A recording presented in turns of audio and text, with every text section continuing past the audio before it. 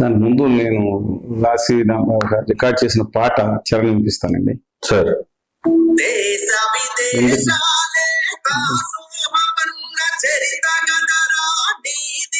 ఎవరిది?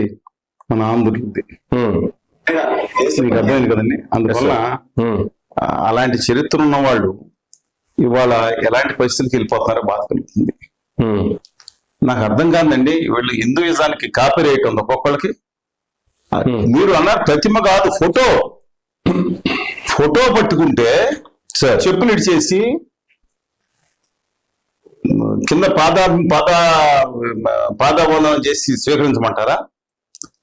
హిందూ సాంప్రదాయాల్లో కానీ శాస్త్రాల్లో కానీ ఎలా ఎక్కడ ఉందండి? మనం పూజ చేసేటప్పుడు దేవుని ప్రతిమను తీసుకుని ఇల్లు మన గృహప్రవేశానికి వెళ్తున్నప్పుడు లేకపోతే ఇంకో చోట ఒక పవిత్రంగా ఉంటూ నిజంగా చేయాలంటే కాళ్ళ చేత కూడా కనుక్కొని స్నానం చేసి పవిత్ర హృదయంతో దాన్ని పూజిస్తా చెప్పులు తీసి మనం చేయాల్సిన కార్యక్రమాలు ఉంటాయి. అంతేగాని అసలు నాకు అర్థం కాదు, ఎందుకు ఈ రాష్ట్రంలో ఇంకేం పనులు లేవండి?